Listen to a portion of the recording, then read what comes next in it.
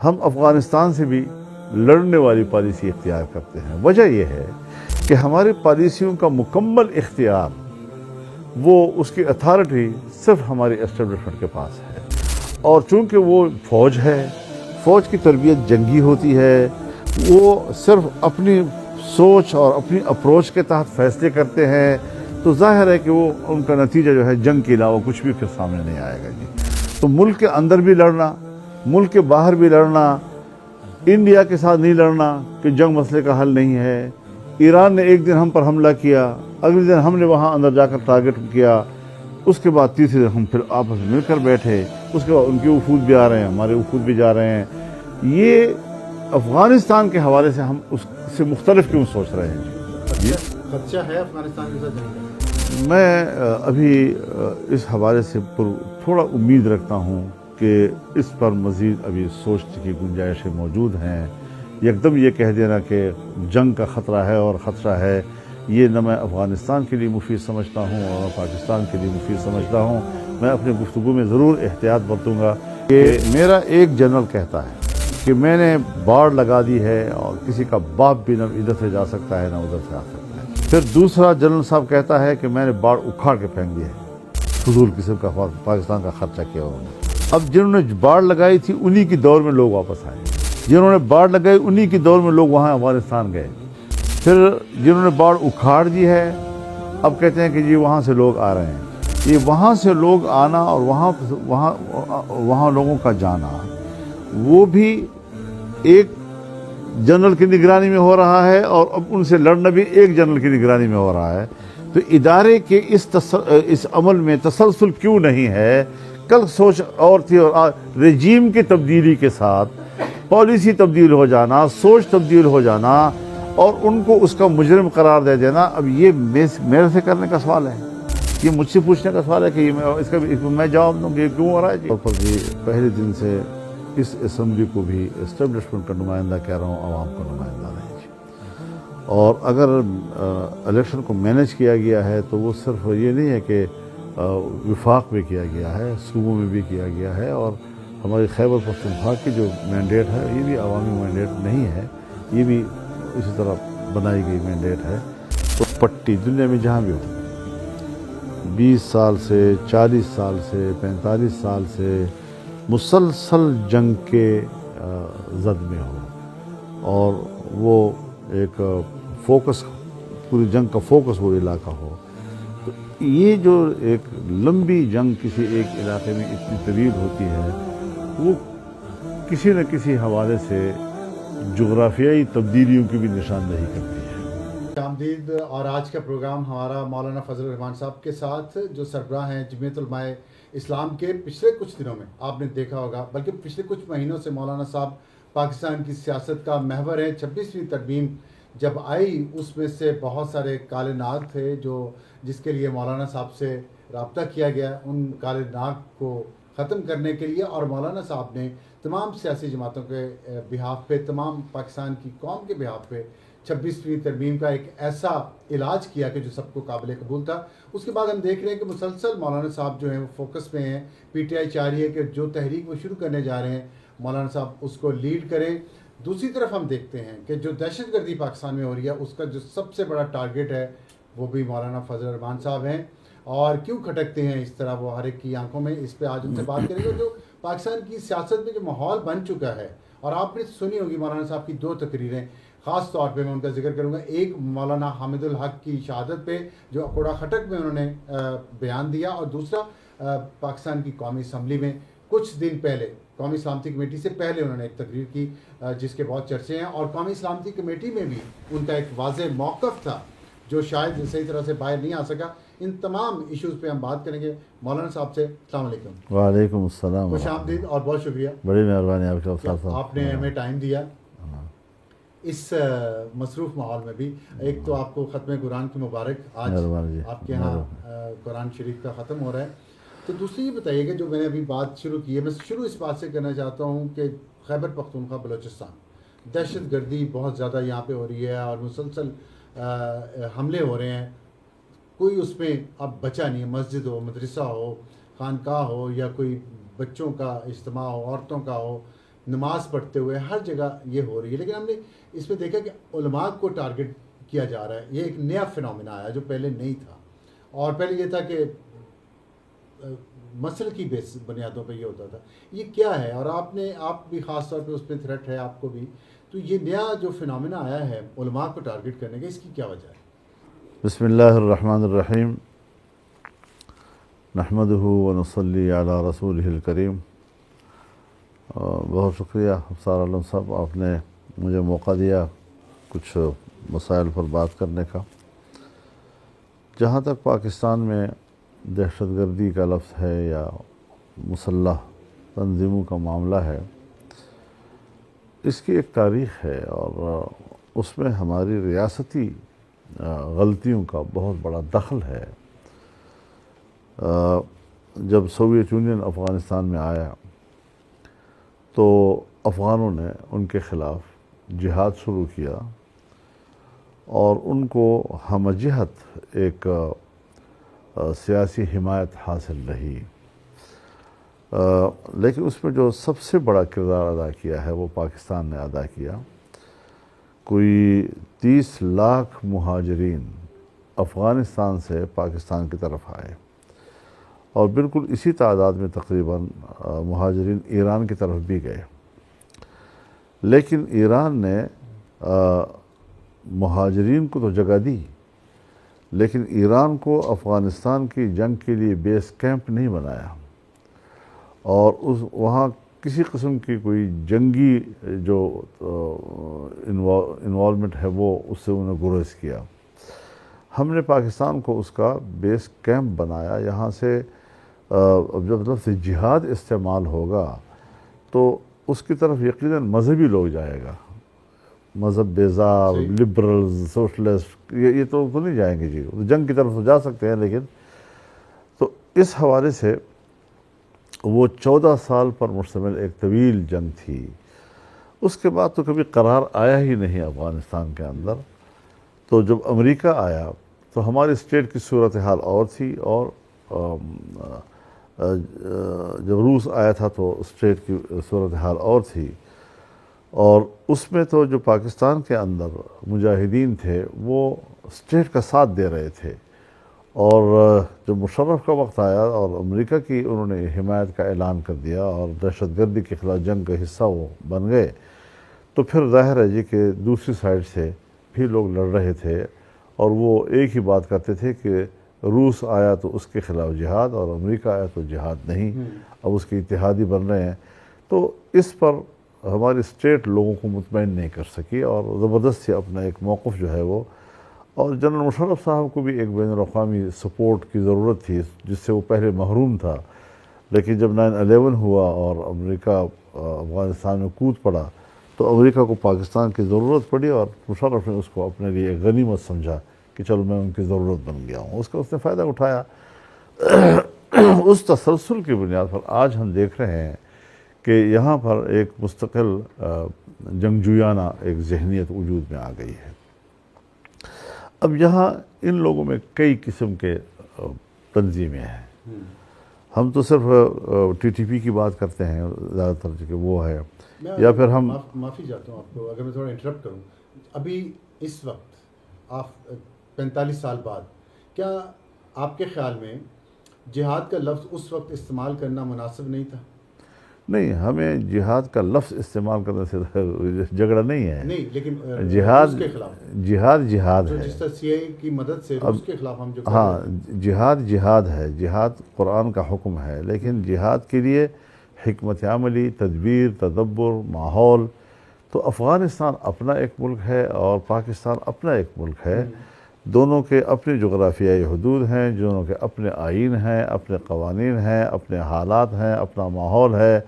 اور جہاں پر اسلامی دنیا موجود ہے ان کی جغرافیائی تقسیم کو دنیا نے تسلیم کیا ہوا ہے. تو اس حوالے سے ہمیں اپنی حکمت عملی میں احتیاط کرنا چاہیے تھا. ہمیں ایک خاص حدود کے اندر رہنا چاہیے تھا. اور اس وقت تو ہم سب جہاد کے حامی تھے، ساری دنیا جہاد کے حامی تھی. تضاد اس وقت آیا جب مشرف نے امریکہ کو سپورٹ کیا. اور اس کے مقابلے میں لوگوں نے پھر جہاد کو پوری سپورٹ دنیا کیا. ہمارے جہاد کو سپورٹ کر رہی تھی جی. تو اس میں تو دنیا کا مفاد تھا نا. جی. تو ہمیں اس کے لیے ہمیں استعمال بھی کیا گیا, تو ہمارا استعمال ہونا تھوڑا بہتر نہیں ہو سکتا یا نہ ہونا. حضرت دو چیزیں ہوتی ہیں. ایک یہ کہ آپ ایک نظریے کا ساتھ دے رہے ہیں, ایک یہ کہ جب اس میں قیادت کرتی ہے اسٹیٹ, تو اسٹیٹ کو اپنے اسٹیٹ کے مفادات اور ان حالات کے تحت بھی اپنا کام کرنا ہوتا ہے. میرے اپنے ذہن میں اگر ہمیں جنگ پہ ابھارا ہے یا افغانوں کو جنگ پہ ابھارا ہے یا پاکستان نے ایک بین الاقوامی گروپنگ کی جو اس کی پوزیشن ہے اسی کو سامنے رکھتے ہوئے, تو اس میں جنگ کا سبب تو سوویت یونین بنا تھا کیونکہ فوجیں داخل ہو گئی تھیں یہاں پر, اور ان کے اگر فوجیں داخل تھیں تو وہ آگے بڑھ کر پاکستان کے علاقوں کی طرف بھی بڑھ سکتی تھی. تو پاکستان نے یہ سمجھا کہ ہم بھی اب مجبور ہیں کہ ہم افغان مجاہدین کا ساتھ دیں اور سوویت یونین کو ہم دریائے آمو سے پیچھے دھکیل دیں. تو اس کا ایک سینیریو اور تھا جی. لیکن آج ہم نتائج میں آ کر بات کر رہے ہیں کہ کچھ ان کے ہم پر جو منفی اثرات اس کے پڑے ہیں اس کو تو ڈسکس ہونا چاہیے, اب تو تاریخ کا حصہ ہے. آج کے دور میں اب جو کچھ ہم اس وقت دیکھ رہے ہیں, برداشت کر رہے ہیں, یہ اسی کا نتیجہ. تو اس میں علماء کے بارے میں جو میں نے آپ سے پوچھا کہ یہ کیا اس کے پیچھے مسل کی جو تفریقات ہیں, مثلا جو داعش ہے اسلامک اسٹیٹ آف خراسان, وہ سلفی ہیں اور آپ دیوبند کو ریپرزینٹ کرتے ہیں برصغیر پورے میں. دیوبند ہے, صوفیزم ہے, اس سیکٹ کے خلاف وہ حملے کر رہے ہیں. آپ کو جو ٹارگٹ کیا گیا, باقی علماء کرام کو جو مار رہے ہیں, ٹارگٹ تو میں نے جتنا پڑھا ہے, کتابیں لکھی انہوں نے, آپ کو کیوں ٹارگٹ کر رہے ہیں؟ دیکھیے اس میں مختلف, جیسے آپ نے فرمایا, مختلف ذہن کے لوگ ہیں, اس میں کوئی شک نہیں ہے. لیکن پاکستان میں بھی سلفی لوگ تو ہیں جی, پاکستان میں بھی غیر مقلد تو ہیں, لیکن وہ بھی سیاسی لوگ ہیں, ان کی بھی ہمارے ساتھ تعلقات ہیں, وہ بھی پارلیمنٹوں میں بیٹھتے ہیں, وہ بھی جمہوریت کی بات کرتے ہیں, وہ بھی الیکشن میں حصہ لیتے ہیں. یہاں MMA موجود تھا تو تمام مکاتب فکر اس کے اندر تھے, شیعہ مکتب فکر, سنی مکتب فکر, دیوبندی مکتب فکر, بریلوی مکتب فکر, اہل حدیث مکتب فکر, سب اس میں موجود تھے ہم لوگ جی. تو اس اعتبار سے ظاہر ہے جی کہ کسی بھی مکتب فکر سے وابستہ کوئی لوگ, اس سے آپ اس مکتب فکر کو مورد الزام نہ ٹھہرائیں, بلکہ اس مکتب فکر سے نکلے ہوئے کچھ لوگ جو انتہا پسندی اور شدت کی طرف چلے گئے ہیں اور جنہوں نے اسلحہ اٹھا لیا ہے, وہ اپنے طور پر اپنے پالیسیوں اور اپنی حکمت عملی کے ذمہ دار ہیں, کوئی مسلک اس کا ذمہ دار نہیں ہے. اب رہی یہ بات کہ جی جو آپ کر رہے ہیں وہی اسلام ہے اور اس کے علاوہ جو کر رہا ہے وہ کفر ہے, یہ وہ تنگ نظری, انتہا پسندی, رجت پسندی, یہ ایک چیز ہے جو ہمیں اس کے لیے سوچنا پڑے گا. اب رہی یہ بات کہ ان کی بھی ایک صف نہیں ہے, مختلف صف ہیں ان کے, اور ان کے لیے بھی وہاں پر اسی قسم کے حالات کا سامنا ہے. لیکن چونکہ وہ میدان جنگ میں جب اپنے آپ کو شمار کرتے ہیں تو وہ اس جنگ میں اپنے مصلحتوں کو سامنے رکھ کے حکمت عملی بناتے ہیں. ہم یہاں پر سیاسی ماحول میں رہتے ہیں تو ہم اپنی حکمت عملی کے تحت ایک دوسرے کے ساتھ معاملات کو بناتے ہیں اور چلتے ہیں ہم ایک دوسرے کے ساتھ. پاکستان میں اس وقت کوئی مسلکی تنازعات اور جنگ نہیں ہے, ہم بہت اچھے ایک دوسرے کے ساتھ رابطوں میں رہتے ہیں, مشاورتیں ہماری ہوتی ہیں, دینی مدارس کے مسائل آتے ہیں تو ہم سب مل کر بیٹھ کر بات کر رہے ہوتے ہیں. یہ جو قانون سازی ہوئی تو ان قانون سازی کے اوپر جو 26ویں ترمیم کے اندر یا اس سے باہر ہوئی, اس پر ہم سب لوگ اکٹھے بیٹھے رہے ہیں جی. اب یہ جو ایک جنگجویانہ ذہنیت بن گئی ہے 48-45 سالوں میں, اس کو ہم نے ایڈریس کرنا ہے کہ اس کو ہم تحلیل کیسے کر سکتے ہیں. اچھا, اس کی تحلیل پہ میں آپ سے سوال کرنا چاہتا ہوں, لیکن میں پہلے ایک چیز اور جاننا چاہتا ہوں. آپ جب حامد الحق کے اس پہ گئے شہادت کے بعد مدرسہ کوڑا خٹک میں, تو آپ نے وہاں الفاظ یوز کیے سفاک ہیں, قاتل ہیں, مجرم ہیں. تو ایسے لوگوں کے ساتھ کس طرح ڈیل کرنا چاہیے جو حکمت عملی؟ میں گزارش کرتا ہوں جی, جہاں تک ہے میری تقریر کا تعلق, یہ موقف میرا آج کا نہیں ہے, یہ 10-15 سال پہلے سے بھی میں یہی باتیں کرتا رہا ہوں. جب میرے اساتذہ شہید ہوں گے جی, مولانا حسن جان میرے استاد تھے جی, مولانا نور محمد صاحب وانا کے، یہ میرے والد صاحب کے شاگرد رشید تھے اور علاقے کے سب سے بڑے عالم تھے، استاد الاساتذہ تھے. جو جمعیت علماء اسلام نے ان کی حمایت کی تھی جب وہ قومی اسمبلی کے ممبر بنے تھے. جو مولانا معراج الدین صاحب ہمارے پارلیمنٹیرین تھے. اب مولانا حسن جان بھی ہمارے پارلیمنٹیرین تھے، مولانا معراج الدین بھی ہمارے پارلیمنٹیرین تھے، مولانا نور محمد صاحب بھی ہمارے پارلیمنٹیرین تھے. پھر میرے خاندان کے جو خانقاہ ہے، سادات ہیں، ان کے چشم و چراغ تھے حضرت مولانا سید محسن شاہ صاحب، جن کا درہ پیزو میں بڑا جامعہ ہے. پھر میرے مدرسے کے استاد حدیث تھے اسی خاندان سے مولانا عطاء اللہ شاہ صاحب، یہ سب شہید ہو گئے ہیں. اور پھر مولانا مفتی نظام الدین شامزی شہید ہوئے، مولانا جمیل خان شہید ہوئے، جامعہ فاروقیہ کے علماء شہید ہوئے، جامعہ بنور ٹاؤن کے علماء شہید ہوئے. اب ان حالات میں اپنے علماء کرام کو جو شہید ہو چکے ہیں ان کو بھی شہید کہتا رہوں اور اس کے قاتل کو بھی میں مجاہد کہتا رہوں، یہ تو نہیں ہو سکتا جی، یہ تو تضاد ہوگا جی. لہٰذا قاتل سفاک ہے، قاتل مجرم ہے، انہوں نے علماء کرام کو قتل کیا ہے. اب یہ ایک الگ موضوع ہے کہ جس پر ہماری سوچ ہمیشہ بالکل واضح رہی ہے. دوسری بات یہ ہے کہ آج اس وقت اس ماحول میں افغانستان کے اندر علماء کرام نے، وہاں کے افغانی علماء کرام نے ایک فتویٰ جاری کیا ہے اور اس فتوے میں انہوں نے کہا ہے کہ جہاد اپنے انجام کو پہنچ چکا ہے. اب اگر کوئی بھی چاہے افغانستان کے اندر ہو یا باہر جنگ لڑے گا تو وہ جنگ ہوگا، جہاد نہیں ہوگا. ٹھیک ہے، یہ ان کو بھی واضح چیز آ گئی ہے. لیکن یہ بات وہ ٹی ٹی پی کے لیے کیوں نہیں کہتے؟ سب کے لیے کر رہے ہیں حضرت. لیکن وہاں پہ ان کو پناہ بھی دی ہوئی ہے. میں کر رہا ہوں نا جی. اب پناہ والی باتیں جو ہیں ذرا تھوڑا سا اس کو ایک سائڈ پہ رکھ لیں، ان چیزوں کو بھی ڈسکس کیا جا سکتا ہے جی.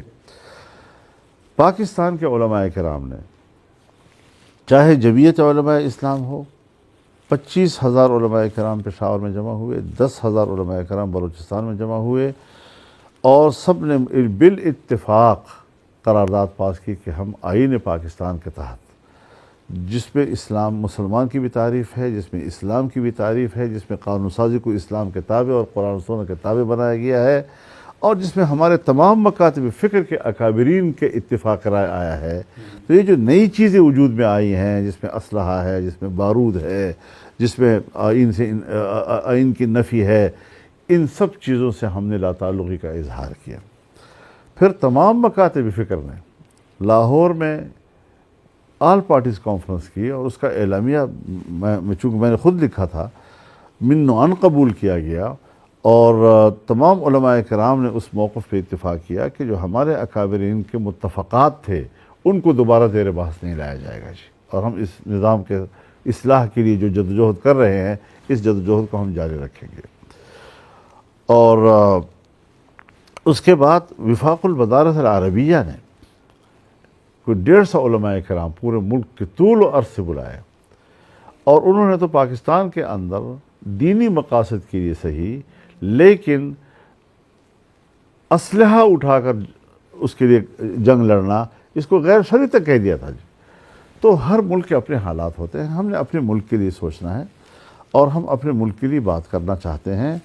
اب یہاں پر حضرت بات ہوتی ہے کہ ٹی ٹی پی ہو یا کوئی دوسری داعش ہو یا القاعدہ ہو یا کوئی اور جتنے بھی نام ہیں بلوچستان کے جو جی، اس عمل سے ہمارا اگر اتفاق ہوتا تو میں یہاں آپ کے ساتھ بیٹھا ہوتا، میں کل پارلیمنٹ میں بیٹھا ہوتا جی. تو کیا یہی وجہ ہے آپ کے خلاف جو تھریٹ آئی ہوئی ہے کہ آپ یہاں بیٹھے ہوئے ہیں؟ اب یہی ہے کہ اگر میرے نقطۂ نظر سے آپ کا اختلاف ہے تو آپ واجب القتل ہیں.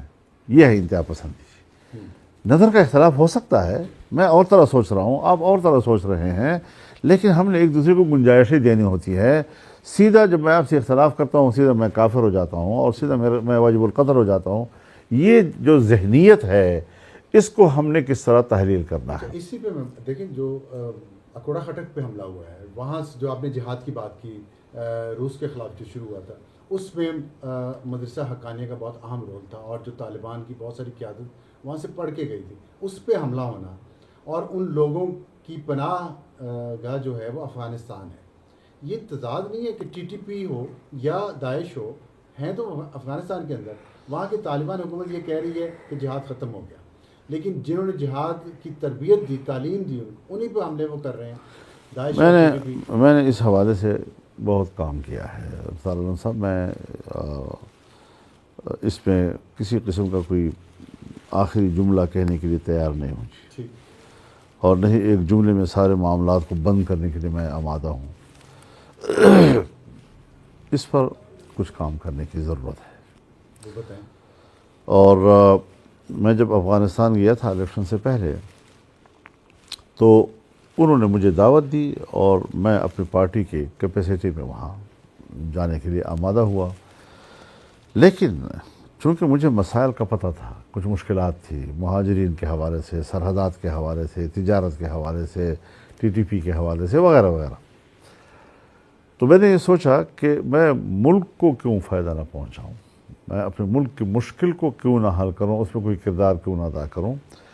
تو میں نے وزارت خارجہ کو، حکومت کو، اسٹیبلشمنٹ کو اعتماد میں لیا، اور ان کی مشاورت سے ہم نے ایجنڈا طے کیا کہ ہم نے وہاں کن کن ایشوز پہ بات کرنی ہے اور پاکستان کو کن مسائل پہ بات کرنی ہے، اور وزارت خارجہ میں ہمیں باقاعدہ بریفنگ دی گئی اور ہمیں بتایا گیا کہ اگر آپ جا رہے ہیں اور آپ نے ان سے بات کرنی ہے تو یہ چیزیں ہیں کہ جو ہم سمجھتے ہیں کہ ہمیں حل کرنے چاہیے۔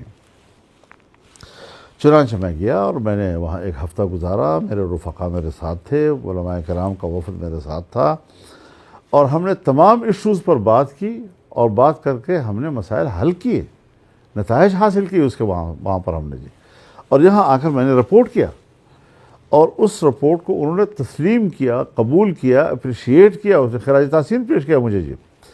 اب سوال یہ ہے آج کہ میرے تو ملک ہے، الیکشن ہو گیا، مجھے الیکشن کے نتائج تسلیم نہیں ہے، میرا اختلاف ہو گیا اسٹیبلشمنٹ کے ساتھ بھی، ان پارٹیوں کے ساتھ بھی جنہوں نے ان کو غلط الیکشن کو تسلیم کیا اور حکومتیں بنائیں، اپوزیشن میں جا کر میں بیٹھ گیا۔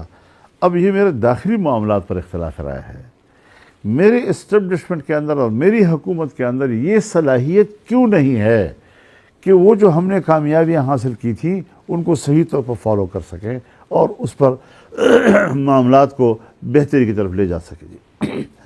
وہاں دوبارہ معاملات خراب ہو گئے جی۔ اب جب معاملات خراب ہو گئے تو حضرت بات یہ ہے کہ جو لوگ جس کے بارے میں آپ نے اشارہ کیا کہ وہاں پر بیٹھے ہوئے ہیں اور پناہ میں ہیں وغیرہ وغیرہ، حضرت یہ وہاں کے لوگ ہمارے پناہ میں بھی تھے، یہ ہم پڑوسی ایسے پڑوسی ہیں کہ جہاں 20-25 سال تک ان کے لوگ ہمارے ہاں پڑھا۔ یہ جو امریکہ کے خلاف 20 سال ہم افغانی جنگ لڑ رہے تھے، تو ایک طرف ہم امریکی اتحادی تھے دہشت گردی کے خلاف، ہم نے ان کو امریکیوں کو اڈے دیے ہوئے تھے، ہم نے امریکیوں کو فضائیں دی ہوئی تھیں، ہمارے اڈوں سے اڑ کر ہمارے فضاؤں سے گزر کر وہاں پر بمبار کرتے تھے۔ دوسری طرف جو امریکہ کے خلاف لڑنے والے لوگ پاکستان میں آ گئے تھے ان کو ہم کور بھی یہاں دے رہے تھے۔ تو یہ اچھی پالیسی تھی، یہ پالیسی اچھی، میں اس ابھی بات میں آتا ہوں جی۔ یہ سارا کچھ ہم نے کیا تو آج یہ صورتحال ہو سکتی ہے کہ جہاں ہمارے لوگ وہاں گئے 30-40 ہزار لوگ اور وہاں 20 سال تک لڑے، تو اب ان کے ساتھ مل کر مورچوں میں لڑنے کے بعد کیا اب ان کی بندوقیں اٹھا کر وہ آپ کے حوالے کر دیں کہ آپ ان کو قتل کرو جی؟ ظاہر ہے جی کہ ان کے لیے بھی مشکلات ہیں۔ تو کچھ چیزیں ایسی ہیں کہ جن میں ہم نے اتفاق رائے حاصل کیا اور انہوں نے کہا کہ ہمارا اور آپ کا مقصد ایک ہی ہے، لیکن آپ اجرت کا تقاضا کر رہے ہیں اور ہم مہلت کا تقاضا کر رہے ہیں، ہمیں ان چیزوں کے لیے وقت چاہیے، آپ کہتے ہیں فوراً کرو۔ یہ اس پہ ہمیں تھوڑا سا ایک دوسرے کو سمجھنا ہوگا اور ایک مشترکہ اسٹریٹجی کی طرف ہمیں جانا ہوگا۔ تو اس پر اتفاق رائے ہو گیا جی کہ جی ٹھیک ہے، آپ بھی جو کچھ کر سکتے ہیں۔ تو ہم نے آج معاملہ کیوں بگاڑ دیا مجھے اب اس کا پتہ نہیں ہے جی۔ کیا افغانستان معاملہ بگاڑنے کی آپ نے بات کی، کیا افغانستان سے جنگ ہونے جا رہی ہے؟ ہم ایک افغانستان کی جنگ کو نہ روئیں حضرت، ہماری پوری جو مغربی سرحد کی پٹی ہے، چاہے وہ پشتونوں پر مشتمل ہے یا وہ بلوچوں پہ مشتمل ہے، گوادر سے لے کر پنجگور اور وہ तुर्बत से लेकर हमारे चतराल तक और बाजावर तक और ये सारे इलाके जो हैं इस वक्त, ये पूरा हमारे मुल्क के अंदर की जो इंसर्जेंसी है ये अपना एक अलग इशू है जी। इसके अंदर हम अफ़गानिस्तान से भी लड़ने वाली पॉलिसी इख्तियार करते हैं। वजह यह है कि हमारी पॉलिसियों का मुकम्मल इख्तियार, वो उसकी अथॉरिटी सिर्फ हमारी एस्टेब्लिशमेंट के पास है, और चूँकि वो फ़ौज है, फ़ौज की तरबियत जंगी होती है, वो सिर्फ अपनी सोच और अपनी अप्रोच के तहत फ़ैसले करते हैं, तो ज़ाहिर है कि वो उनका नतीजा जो है जंग के अलावा कुछ भी फिर सामने नहीं आएगा जी। तो मुल्क के अंदर भी लड़ना, मुल्क के बाहर भी लड़ना, इंडिया के साथ नहीं लड़ना कि जंग मसले का हल नहीं है। ईरान ने एक दिन हम पर हमला किया, अगले दिन हमने वहाँ अंदर जाकर टारगेट किया, उसके बाद तीसरे दिन हम फिर आपस में मिलकर बैठे, उसके बाद उनके वफूद भी आ रहे हैं, हमारे वफूद भी जा रहे हैं। ये अफ़गानिस्तान के हवाले से हम उससे मुख्तलिफ क्यों सोच रहे हैं जी? खदशा है आपको जंग का? जी, खदशा है अफ़गानिस्तान के साथ जंग का? मैं अभी इस हवाले से थोड़ा उम्मीद रखता हूँ कि इस पर मज़ीद अभी सोचने की गुंजाइशें मौजूद हैं। एकदम ये कह देना कि जंग का ख़तरा है और ख़तरा है, ये न मैं अफ़गानिस्तान के लिए मुफीद समझता हूँ और न पाकिस्तान के लिए मुफीद समझता हूँ। मैं अपने गुफ्तगू में ज़रूर एहतियात बरतूँगा कि अगर हम उसकी तरफ कुछ थोड़ा सा आगे बढ़ रहे हैं तो हमें कदम रोक देनी चाहिए और हमें एक हम जिहत, एक जामे एक हिकमत अमली की तरफ जाना चाहिए।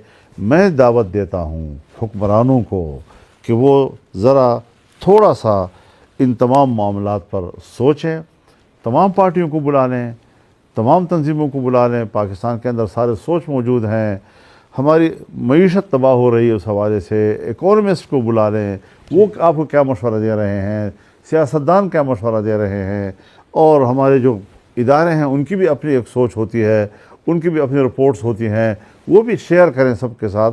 जब तक हम जामे पॉलिसी नहीं बनाएंगे, ये बात गलत है अफसर आलम साहब कि वहाँ GHQ में बैठकर एक एजेंडा भी बना लिया जाए, एजेंडे के तहत आप हिकमत अमली भी तय कर लें, आप उसके नताइज भी तय कर लें, और फिर आकर आप हमें कहें कि जी अब आप हमें सपोर्ट करें ताकि एक कौमी मौक़िफ़ आए। इस पर मैं मज़ीद बात करना चाहता हूँ, पहले प्रोग्राम में दोबारा खुशामदीद। मौलाना साहब, आप फरमा रहे थे ब्रेक पर जाने से पहले कि फ़ैसले हो जाते हैं और पार्लियामेंट को आके बताया जाता है। अभी कौमी सलामती कमेटी की मीटिंग भी हुई है, उसमें हमने देखा आपने अलग से एक एलामिया जारी किया। तो ये मुझे बताइएगा कि आपकी जो मीटिंग थी उसमें आपको महसूस हुआ, जो आप पहले भी बात कर रहे थे, कि अफ़गानिस्तान से जंग का ख़तरा है या कोई तैयारी हो चुकी है? क्योंकि बलूचिस्तान में भी देखते हैं हम, खैबर पख्तूनख्वा में भी, कि जो भी दहशत गर्दी हो रही है वो उसके डांडे वहीं से मिलते हैं और वो साथ इंडिया से भी मिलते हैं। तो इस सूरत हाल में क्या करना चाहिए? नवाज शरीफ ने भी, आपने अभी कहा ब्रेक से पहले कि आप कोई रोल प्ले कर सकते हैं उसमें, नवाज शरीफ ने भी ये बात की है कि इस मामले पे नज़र डालनी चाहिए। क्या हो सकता है, आप या नवाज शरीफ क्या कर सकते हैं? आप एकदम से नतीजे पे चले गए, मगर उससे पहले कुछ बातें करना चाहूँगा जी। जी ज़रूर। सबसे पहली बात तो ये है कि जब इन कैमरा इजलास बुलाया जाता है तो फिर वो गुफ्तगू, वो मुबाहिसा, वो मुकालमा, वो अमानत होता है। हमने कोई नंबर्स गेम नहीं की वहाँ असम्बली में कि हम कोई पॉइंट्स, हमने अपने दिल की जो आवाज़ थी वो पूरी दियानत के साथ उन तक पहुँचाने की कोशिश की है, और खुदा करे कि वो उनको इसी ज़ाविये से समझें कि हमने नेकनीयती के साथ जो हमारे जहन में सवालात थे, जो तजादात थे उनकी पॉलिसियों में, उनकी निशानदेही की हम लोगों ने। लेकिन मुझे इस बात पर बहुत ही शिद्दत के साथ इसका एहसास हुआ कि उसके मुसलसल टिक्कर चलते रहे जी, कहाँ से लीक होती रही, कौन करता रहा है। ज़ाहिर है कि हमारे पास तो ये सलाहियत नहीं थी।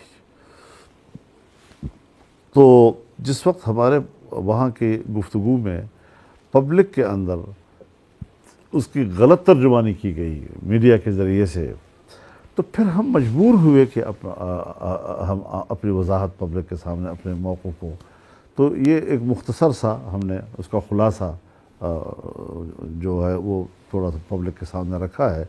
حالانکہ میں اس گفتگو کو امانت سمجھتا ہوں، اور کچھ چیزیں جو شاید ہم عام طور پر پبلک میں نہیں کرنا چاہتے، اور وہ ہم نے اس ماحول میں کی ہیں، اور میں اب بھی سمجھتا ہوں کہ بہت سی چیزیں جب تک ایک فریق کہتا ہے کہ معاملات جو ہیں وہ ابھی خفیہ ہونے چاہیے، راز میں رہنے چاہیے، تو دوسرے فریق پر راز میں رکھنا واجب ہو جاتا ہے ٹھیک ہے۔ یہ شرعی مسئلہ ہے جی۔ میں اس لیے بات کروں کہ آپ نے فرمایا کہ خدشہ آپ کو لگ رہا ہے کہ یہ اس طرف قدم جا رہے ہیں جنگ کی طرف، یہ خدشہ آپ کو کہاں سے لگا؟ کوئی ایسی بات ہوئی ہے وہاں پہ کمیٹی؟ تو اس حوالے سے حضرت نہ ہم جنگ کا مشورہ دیں گے، ہم ملک کے اندر امن و امان چاہتے ہیں۔ کیسے ہو جب دہشت گردی ہو؟ کیسے ذمہ داری میری نہیں ہے؟ اب سارا سے بہت آسان بات ہے، بندوق اٹھا کے آگے میں گزارش کرتا ہوں ٹرین میں میں گزارش مسجدوں میں گھس گئے، میں گزارش کروں آپ سے، میں آپ کے لیے بڑا آسان آدمی ہوں، جب چاہیں جہاں چاہیں آپ مجھے پکڑ لیں اور مجھ سے سوالات شروع کر دیں، ایسے ہی جبکہ ان سوالات کے ساتھ میرا تعلق نہیں ہے۔ جس سوال کے ساتھ جن کا تعلق ہے وہاں آپ کی رسائی نہیں ہے جی جن سے آپ نے پوچھنا چاہیے وہ آپ کی ہے تو آپ نے پوچھے نہیں ہیں، ابھی بھی پوچھ رہے ہیں، آپ اس کے ذریعے بھی تو پوچھ میں نے یہی ان سے کہا کہ آپ ایجنڈا بھی لاتے ہیں، حکمت عملی بھی لاتے ہیں، پھر آپ ہمیں کہتے ہیں اس کو سپورٹ کریں۔ ابھی بھی میں نہیں سمجھتا کہ ان کی پوری حکمت عملی سے ہم آگاہ ہیں، لیکن ایک بات بڑی واضح ہے جی کہ حکومت کی ذمہ داری ہے کہ وہ مجھے امن دے، وہ مذاکرات کے ذریعے مجھے امن دیتا ہے، مذاکرات کامیاب نہیں ہوتے تو طاقت کا استعمال کرتا ہے، طاقت کا استعمال بھی دنیا میں ہوتے رہتے ہیں، کوئی ایسی بات نہیں ہے کہ نہیں ہوتے جی، لیکن طاقت استعمال ہوئی 2010 سے لے کر آج 2024 تک طاقت ہی استعمال ہوئی ہے، بات چیت بھی استعمال ہوئی ہے، اور نہ بات چیت کا نتیجہ سامنے آ رہا ہے، نہ طاقت کے استعمال کا نتیجہ سامنے آ رہا ہے اس کی جی۔ وجہ کیا ہے؟ اس میں یہی سمجھنا چاہیے نا کہ کہیں خلا ہے۔ تو یہ کیا ہے خلا؟ بات یہ ہے بنیادی کہ میرا ایک جنرل کہتا ہے کہ میں نے باڑ لگا دی ہے اور کسی کا باپ بھی نہ ادھر سے جا سکتا ہے نہ ادھر سے آ سکتا ہے۔ پھر دوسرا جنرل صاحب کہتا ہے کہ میں نے باڑ اکھاڑ کے پھینک دیا ہے، فضول قسم کا پاکستان کا خرچہ کیا انہوں نے۔ اب جنہوں نے باڑ لگائی تھی انہی کی دور میں لوگ واپس آئے، جنہوں نے باڑ لگائی انہی کی دور میں لوگ وہاں افغانستان گئے، پھر جنہوں نے باڑ اکھاڑ دی ہے اب کہتے ہیں کہ جی وہاں سے لوگ آ رہے ہیں۔ یہ وہاں سے لوگ آنا اور وہاں لوگوں کا جانا وہ بھی ایک جنرل کی نگرانی میں ہو رہا ہے، اور اب ان سے لڑنا بھی ایک جنرل کی نگرانی میں ہو رہا ہے۔ تو ادارے کے اس عمل میں تسلسل کیوں نہیں ہے؟ کل سوچ اور تھی، اور رجیم کی تبدیلی کے ساتھ پالیسی تبدیل ہو جانا، سوچ تبدیل ہو جانا، اور ان کو اس کا مجرم قرار دے دینا، اب یہ میرے سے کرنے کا سوال ہے، یہ مجھ سے پوچھنے کا سوال ہے کہ اس کا میں جواب دوں کہ یہ کیوں ہو رہا ہے جی۔ بات بنیادی یہ ہے کہ کہیں خلا تو ہے نا جی، جس خلا کا کوئی فائدہ اٹھا رہا ہے۔ بات اب یہ ہے کہ ایک ہے نظریہ، اگر حقوق کی جنگ ہے، اگر نظریے کی جنگ ہے، اسلام کا مطالبہ ہے، میرا بھی مطالبہ ہے، صوبائی حقوق کا مطالبہ ہے، میرا بھی مطالبہ ہے۔ میں بھی کہتا ہوں بلوچستان کے وسائل کا مالک بلوچستان کے بچے ہیں، ان کے اولاد ہے، ان کے لوگ ہیں۔ خیبر پختونخوا کے وسائل ہیں تو ان کے مالک جو ہے خیبر پختونخوا کے لوگ ہیں۔ حقوق کی بات ہے، ہم اپنا حق مانگ رہے ہیں، صوبے اپنا حق مانگ رہے ہیں، پنجاب کو بھی حق ہے، سندھ کو بھی حق ہے۔ اسلام کے کوئی مطالبہ کر رہا ہے، بالکل ٹھیک مطالبہ ہے، ہم اسلام کے مطالبے سے بھی کوئی انکار نہیں کر رہے، لیکن اس کے لیے اسلحہ اٹھانا چاہیے یا سیاسی محاذ پر ہمیں وہ بات کرنی چاہیے؟ ہمارا نظریہ یہ ہے کہ سیاسی محاذ پہ بات کرنی چاہیے۔ اچھا، اس میں دیکھیں آپ نے کہا مجھ سے سوال کیوں پوچھا، یہ سارا جو دور گزرا 40 سال کا، ہم دیکھتے ہیں کہ اسٹیبلشمنٹ نے جو کچھ بھی کیا کوئی نہ کوئی سیاسی قوت ان کے ساتھ رہی ہے، کبھی MMA کی صورت میں، کبھی مسلم لیگ نون کی صورت میں، کبھی PTI، کبھی پیپلز پارٹی۔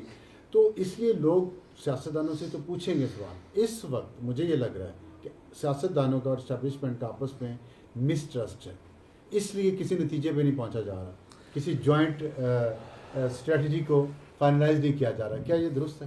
اس میں کوئی شک نہیں ہے۔ دیکھیے MMA جو تھا نا وہ فوج کے ساتھ نہیں تھی، لیکن اس نے ملک کے اندر سیاسی خلا پور کیا تھا، لیکن اس وقت جو پیپلز پارٹی اور جنگ تو چل رہی جو پارٹی اور مسلم۔ اب جب جنگ چھڑی تو آپ کو پتہ ہے سب سے بڑے مظاہرے میں نے کیے، MMA نے کیے, جنگ ہم نے لڑی مشرف کے ساتھ, میں ان جیل میں رہا, قاضی حسین احمد جیل میں رہے, ہمارے کارکن جیل میں رہے, ہمارے کارکن لڑتے لڑتے شہید ہو گئے. کیا ہم نے امریکیوں کو اڈے کیوں دیے ہیں جی؟ تو سب سے مد مقابل زبردست مخالف قوت جو تھی وہ ہم ہی تھے جی. پیپلز پارٹی اگر مخالف تھی تو وہ انٹرنل پالیٹکس کے حوالے سے تھی جی. مسلم لیگ اگر مخالف تھی تو وہ انٹرنل پالیٹکس کے حوالے سے تھی جی. اور جو افغانستان کے حوالے سے اور امریکہ کے وہاں مداخلت کے حوالے سے مشرف کے مقابلے میں براہ راست کوئی قوت سامنے آئی تو وہ MMA تھی, اور اس کے اندر جمعیت علماء سب سے زیادہ واضح طور پر تھی جی. اب اس فرق کو لوگ نہیں سمجھتے کہ داخلی سیاست کے حوالے سے رویے کا کیا نام ہوتا ہے, بین الاقوامی سیاست کے حوالے سے اگر رویے, تو اس فرق کو سمجھنے کے لیے بھی ہمیں ضرورت ہوگی. اور اس دور میں جب ہم جائیں گے تو یہ دونوں چیزیں جو ہیں وہ بڑے کھل کر سامنے آ جاتی تھی. اچھا, آپ نے ذکر کیا پچھلے دنوں نواز شریف صاحب کو بھی اپنا رول پلے کرنا چاہیے. آپ کے خیال میں نواز شریف صاحب کے ساتھ جو ہوا ہے پچھلے 15 سال میں 20 سال میں, اس کے بعد وہ کیا رول پلے کرے؟ جب بھی انہوں نے رول پلے کرنے کی کوشش کی ان کی تو رول ہی ختم کر دیا گیا. اب آپ کیا سمجھتے ہیں؟ اب رول ختم نہیں کرنا چاہیے نا کسی کا جی. اگر رول ہم ختم کریں گے, دیکھیے کچھ لوگ سینئرز ہوتے ہیں جی, اس کا کسی مجلس میں بیٹھنے سے ایک مجلس کی وقار پیدا ہوتی ہے. اب ان کے ساتھ ہمارا سیاسی اختلاف بھی ہے. اب وہ حکومت کر رہے ہیں اور مسلم لیگ کی حکومت ہے, ہم ان کے مینڈیٹ کو تسلیم نہیں کر رہے. لیکن سیاست میں حضرت کچھ شخصیات ایسی ہوتی ہیں کہ اختلاف رائے کے باوجود ان کو سینئر تسلیم کیا جاتا ہے, اور توقع رکھی جا سکتی ہے کہ بڑے ہونے کے ناطے وہ کوئی ایک ایسا کردار ادا کرے کہ جو مسائل کے حل کی طرف ایک امید کی بات ہو سکتی ہے. تو میں نے تو ہمیشہ ان کا احترام کیا ہے, اور ابھی آج بھی میرے دل میں ان کے لیے احترام موجود ہے. لیکن یہ ہے کہ وہ بالکل ہی ایک سین سے غائب ہو گئے ہیں, اور کوئی ان کا بظاہر بڑا کردار ان کا سامنے نظر نہیں آ رہا ہے. اگر وہ اپنی کچھ ذمہ داریوں کو لے کے آگے بڑھتے ہیں. آپ کے خیال میں کیا ان کو ذمہ داریاں لینی چاہیے؟ نہیں, اسپیسیفک تو میں نہیں کہہ سکتا کہ ان کے اب دوسرے کسی لیڈر کے بارے میں یہ کہنا کہ تم نے یہ بھی کرنا ہے, یہ بھی کرنا ہے, یہ شاید مناسب بھی نہیں ہے. یہ جو ہمارے ہاں جو معاملات بگڑے ہوئے ہیں, الیکشن خراب ہو گئے ہیں, حکومت پر اعتماد نہیں ہے, 2018 کا الیکشن متنازع, پھر 2024 کا متنازع, تو پاکستان میں جمہوریت تو ہار گئی جی. تو جمہوریت شکست کھا رہی ہے, اور جو جمہوریت شکست کھائے گی تو پھر انتہا پسندی اور شدت پسندی جو ہے وہ کامیاب ہوگی. جو ماحول ہے اس وقت انتہا پسندی کا, اس میں آپ اور دوسری جو اپوزیشن کی جماعتیں وہ کہہ رہی ہیں عید کے بعد ہمیں تحریک کا آغاز کریں گے. تو آپ سمجھتے ہیں کہ اس ماحول میں جہاں پہ بلوچستان اور خیبر پختونخوا میں جنگ جاری ہے, افغانستان سے جنگ کے خدشات ہیں, اس میں پاکستان کی تمام اپوزیشن کی سیاسی جماعتیں جو ہیں وہ ایک تحریک شروع کر دیں, یہ آپ کے خیال میں پی ٹی آئی جو آپ کو چاہ رہی ہے, آپ ان کے ساتھ مل کے یہ تحریک شروع کریں گے اس ماحول میں؟ دیکھیے, تحریک تو ہم نے پہلے بھی اکیلے چلائی ہے. PDM تھا تب بھی جمعیت تحریک چلا رہی تھی, باقی قائدین تو کنٹینر پر ہی آتے تھے جی, اور میٹنگوں میں شریک ہوتے تھے. اور اب بھی اپوزیشن جو ہے وہ میٹنگوں میں شریک ہوتی ہے, ایک دوسرے کے ساتھ ہم بات چیت بھی کر رہے ہیں. پارٹیز پہ بھی, چائے پارٹی ہو گئی, افطار پارٹی ہو گئی, اس میں بھی اکٹھے ہو جاتے ہیں, بات چیت بھی چلتی رہتی ہے. اور ایک اچھا ماحول جو خاص طور پر JUI اور PTI کے درمیان ایک تلخ ماحول تھا, آج وہ ایک اعتدال پہ آنے کی طرف جا رہا ہے, رویوں میں نرمیاں آ رہی ہیں, اور اس میں ہمیں ایک دوسرے کو کچھ سمجھنے کے بھی مواقع مل رہے ہیں. تو یہ ایک اچھی سمت ہے جس کی طرف سفر ہو رہا ہے. بعد میں بھی یہ رویے ایسے ہی رہیں گے؟ میں اس کو ہمیشہ کے لیے قائم رکھنے کی بات کر رہا ہوں, عارضی طور پہ بات نہیں کر رہا ہوں میں جی. نہیں, آپ تو رکھیں گے. دوسری طرف PTI بھی رکھیں. آپ سمجھتے ہیں کہ عمران خان کی یہ خواہش ہے کہ یہ رویہ بہتر ہو جائے؟ اسی سوال کو ختم کرنے کی میں کوشش کر رہا ہوں. تو یہی چیزیں جو ہے ہمیں آگے بڑھانی ہوں گی. صرف یہ نہیں کہ میں ایک محدود وقت کے لیے, ایک محدود فائدے کے لیے تو دوستی کروں, اور پھر آگے جا کر پھر کہوں کہ جب میرا مطلب پورا ہو گیا ہے تو ضرورت نہیں ہے مزید.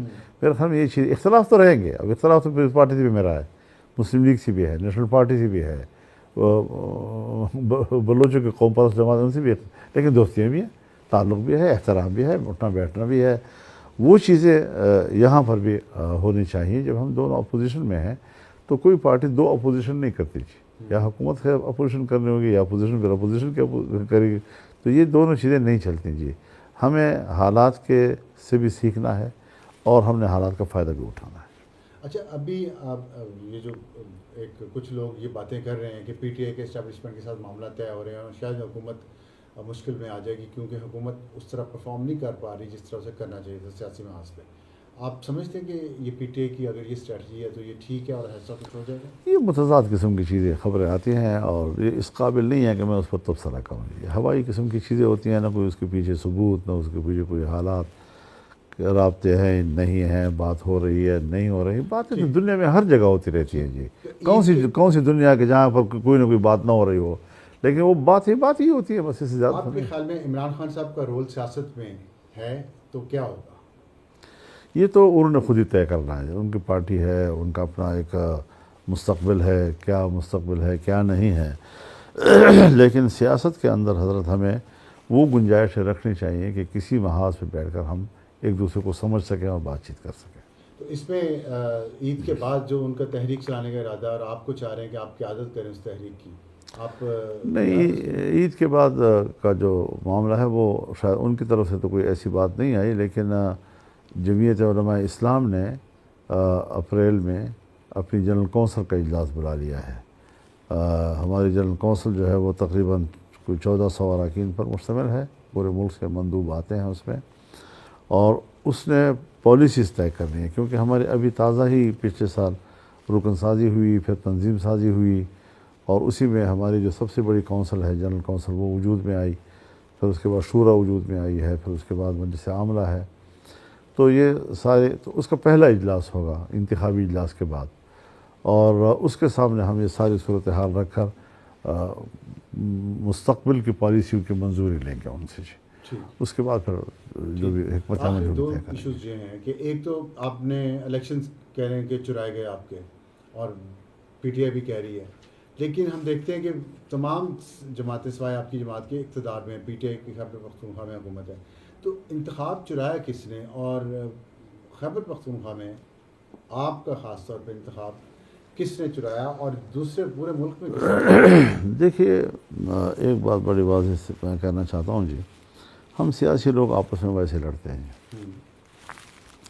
جن کو اقتدار ملتا ہے ان کو بھی مینج کیا جاتا ہے, جن کو باہر کیا جاتا ہے ان کو بھی مینج کیا جاتا ہے. اب کارستانی تو ہے ساری کے ساری اسٹیبلشمنٹ کی جی, اور ہم سیاستدان ایک دوسرے کے گریبان پھاڑ رہے ہوتے ہیں جی. تو میں تو واضح طور پر جی پہلے دن سے اس اسمبلی کو بھی اسٹیبلشمنٹ کا نمائندہ کہہ رہا ہوں, عوام کا نمائندہ نہیں جی.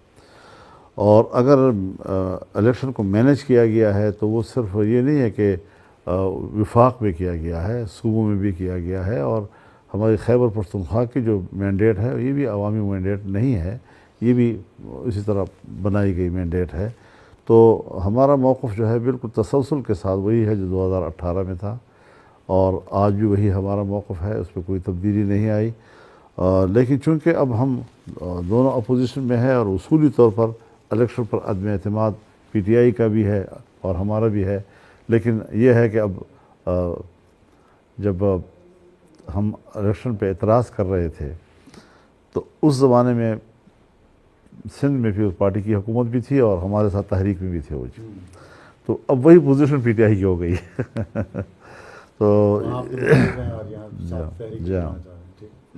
تو اچھا آخر میں یہ بتا دیں کہ بلوچستان کا مسئلہ جو ہے وہ بہت سنگین ہو گیا ہے, اور آپ نے بھی ایک تقریر میں فرمایا کہ 6-7 اضلاع جو اگر اناؤنس کر دیں علیحدگی کا تو وہاں پہ ریٹ آف گورنمنٹ نہیں ہے تو یونائٹڈ نیشن بھی انٹرونشن کرے گی. اس صورتحال میں لوگوں کے دل میں ایک وہم یا خوف بھی ہے پاکستان کے کہ شاید بلوچستان کو الگ کرنے کی کوئی سازش ہو رہی ہے یا کوئی کارروائی ہو رہی ہے. تو اس صورتحال میں اب کیا حکومت کو کیا مشورہ دیں گے اور عوام کو کیا بتائیں؟ افسر میں ایک سیاسی کارکن ہوں, اور ہمارا ایک ماحول ہے, اور جو حالات جس منطقے میں جو حالات ہیں ہماری پارٹی وہاں کے قریب تر ہے.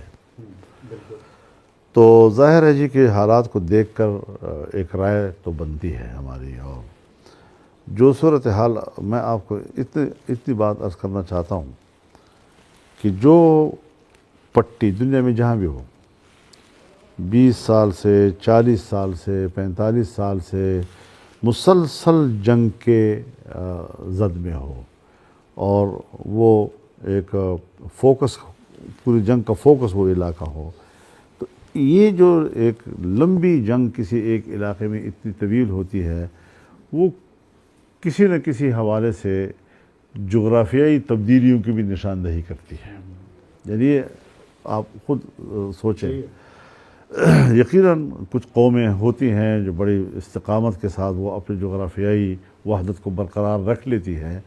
مثال کے طور پر آپ بار بار سنتے رہے ہوں گے، اور ہم بھی سنتے رہے ہیں کہ افغانستان تقسیم ہو سکتا ہے، اور افغان اور خراسان دو نام جو ہے اس علاقوں میں، اور یقیناً کچھ لوگوں نے وہاں پر افغانستان کو تقسیم کرنے کی باتیں کی بھی۔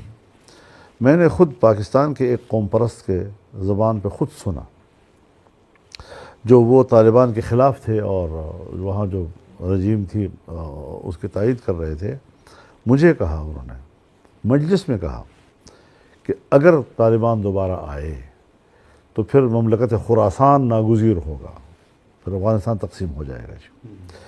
لیکن ملا عمر کے زمانے میں بھی ہر چند کے شمال ان کے ساتھ نہیں تھا اس وقت جی، ان کے ساتھ، لیکن پھر بھی ان نے تقسیم کے فلسفے کو ناکام بنایا، اور آج بھی وہاں پر افغانستان کی تقسیم کے، اب یہ کہ کسی میں تو یہ سخت ہے کہ وہ وحدت برقرار رکھے، اب یہ اپنے بارے میں سوچنا ہوگا کہ ہم رفتہ رفتہ کمزور ہوتے جا رہے ہیں حضرت۔ ہماری جو اسٹیٹ ریٹ ہے وہ کمزور ہوتی چلی جا رہی ہے۔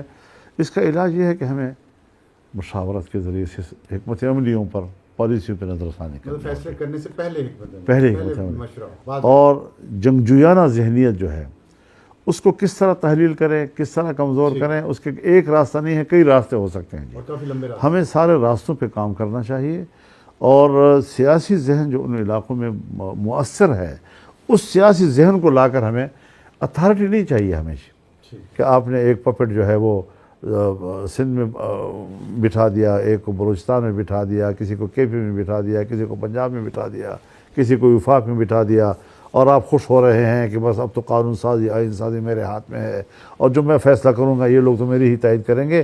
اس کو پھر پبلک نہیں مانتی نا۔ اب بلوچستان میں کیا وہاں کی جو گورنمنٹ ہے یا اسمبلیوں میں جو لوگ ہیں وہ عوام کے سامنے جانے کی پوزیشن میں ہیں؟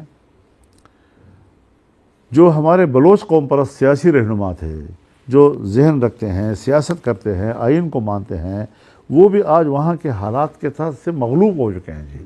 ان کی وہ سیاسی توانائیاں جو ہے وہ دم توڑ رہی ہیں، اور یہی صورتحال اگر یہی پختونخوا میں بھی بنتی ہے کہ ہم کوئی رول ہی ادا نہ کر سکیں اور ہماری توانائیاں دم توڑ جائیں، تو پھر ایک جنگ ہی تو مسئلے کا حل نہیں ہے، یہ جنگ انڈیا میں مسئلے کا حل نہیں ہے، یہ جنگ ایران کے ساتھ مسئلے کا حل نہیں ہے، تو پھر افغانستان میں کیسے مسئلے کا حل ہو سکتا ہے جی؟ بہت شکریہ مولانا صاحب، آپ سے گفتگو کا بڑا مزہ آیا۔ انشاءاللہ دوبارہ بھی آپ سے بات کریں گے، اجازت چاہتے ہیں۔ بڑی مہربانی، بڑی مہربانی۔